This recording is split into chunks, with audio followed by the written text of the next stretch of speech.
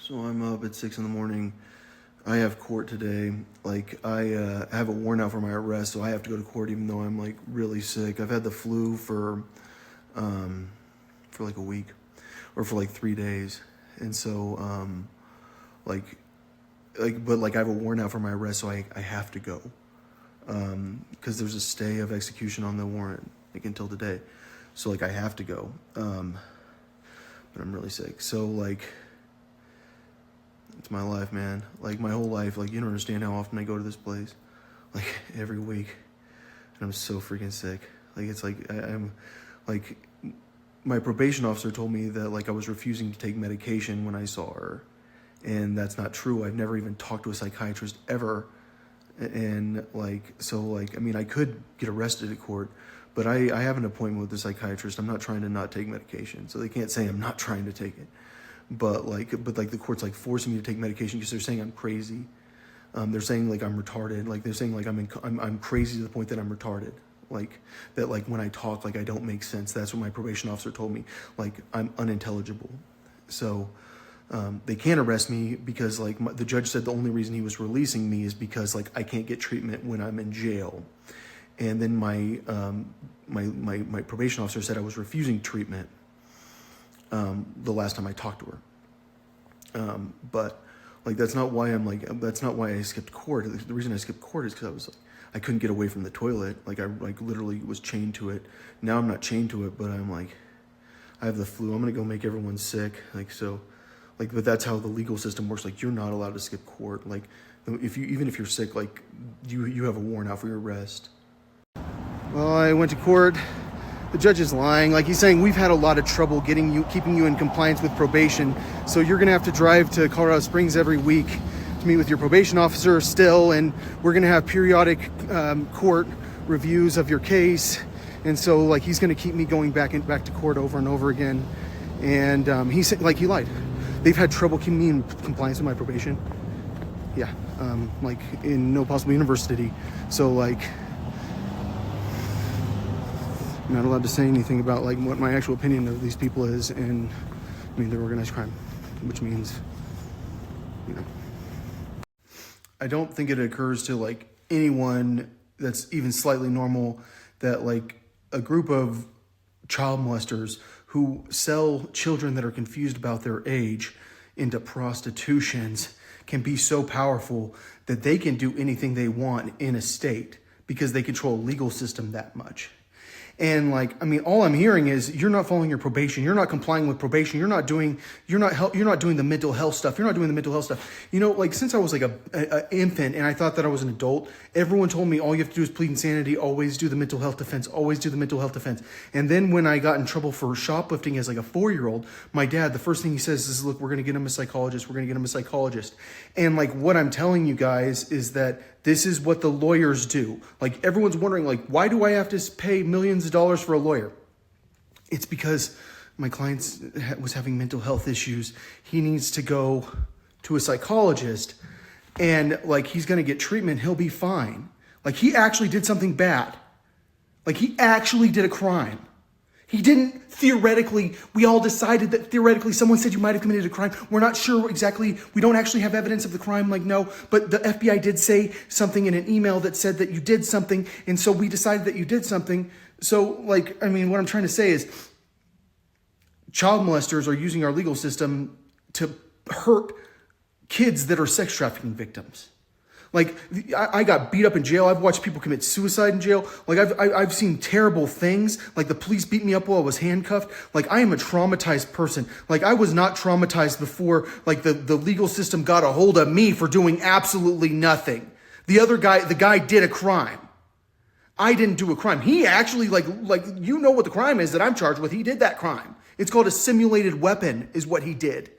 He's not the first person who simulated a weapon at me. Cody Yankee simulated a weapon. He shot a cap gun. So, like, I mean, what I'm trying to tell you guys is that, like, there's a lot of simulated weapons going on, and none of them are being done by me. But then I'm the one that never gets out of the legal system because I allegedly simulated a weapon when I didn't simulate a weapon. Like, I have to do that to simulate a weapon. I didn't simulate a weapon. But then my judge says, you've had a lot of trouble staying in compliance with probation. And I said, well, do I have a right to have a trial? Like, because like the moment he said that, I was like, do I have a right to have a trial? He says, no, you have a right to a hearing. So I have a hearing before my judge, who seems like the most biased judge of all time, who I'm terrified to say a word to because he has trained me. You're not allowed to talk to me, because he's afraid to talk to the smartest person he's ever met in open court. But he'll talk and he'll say that I'm violating my probation. When my brother says I violate my probation, he says that I won't do the mental health treatment either. I'm a person who almost never lies. And so like when I go to court and then the judge lies and he goes like, you've had a lot of trouble staying in compliance with your probation. When like my probation is like, who knows what compliance with my probation is. Like we are in a different territory with my probation. Everybody else who has probation, like, I'll fucking kill a nigga. Like, I fucking kill niggas all the fucking time. These motherfuckers think they can fucking trip on me. I fucking kill niggas. Like, you don't understand the way I am. I have killed niggas all the fucking time. You don't even understand how that shit is. I kill niggas every fucking day and shit. Didn't violate probation. No, nigga won't come around fucking shoot the nigga in the fucking leg and shit. Nigga don't know who I'm from. Like, I'm from a place where we fucking shoot people and shit. Like, I don't give a fuck. I shoot you in the leg, ain't shit to me. Like, that's the type of person that clearly did not violate probation, I promise. But the guy who he pushed it a little bit, it's when he accidentally didn't get to finish his statement that he made about the Secretary of Defense who has like bodyguards from hell. And it's freaking, and it's Israel. Like, I mean, do you not understand the situation that we are in with these people that are very serious criminals, that are very powerful people who are not letting us communicate with one another? Like, I mean, clearly, like, you know that they're not letting us communicate with one another. But then, like, oh, I'm pushing it. Like you're not pushing it with like you not doing the Constitution. You're not pushing it with like he was off probation, like he was on unsupervised probation. He didn't actually do anything whatsoever. And we all know that he did something because the FBI sent an email, but no one will show me what I said. And I promise I know what I said. Fed was talking to me. Fed said something so freaking annoying in my head. And I was very clear. This is in my head. And I told Fed, I was like, you're going to die. In my head. I can't show people how I interact with my own thoughts because I know this neural interface technology is out there. I have to figure out how to control my own thoughts. So I have to be mean to myself. I can't show people how I'm mean to myself because now, no, the judge knows you've had a lot of trouble following your probation. He decided. He won't show you the freaking tweet. Do I have a right to have a trial? No, you have a right to a hearing before me. You, like, in my opinion, like, I still believe you got me tortured in jail on purpose. Like, I think you coordinated with the sheriff's department to have me tortured. Like, I literally think that you had me tortured. And every time I see you, I go, that's the guy that tortured me on purpose. He's the guy that left me handcuffed when I was that hurt. And I constantly asked for front handcuffs. And he left me in the courtroom for like an hour handcuffed after I'd already been handcuffed for so long. And I was in such agony. And I haven't stopped being in pain because that guy hurt me so freaking bad. And like, and there's nothing I know more than like, that guy's behavior is organized crime-like. And because I think that he's organized crime-like, I think that he that guy literally got like tortured me on purpose. Like he coordinated with the sheriff's department to torture me with swerving.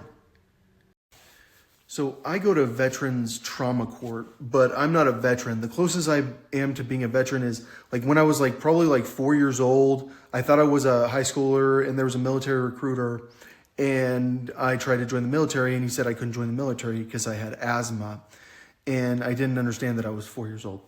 So, but like my understanding is that like this guy primarily does veteran type stuff. And I think that like what the government does if they have cloned you and you're a genius is they go, you're a veteran, like you're a military person now, even though you didn't join the military because like what happened is like I was writing software by myself. I was working as a writing tutor at UTSA and I was studying cybersecurity.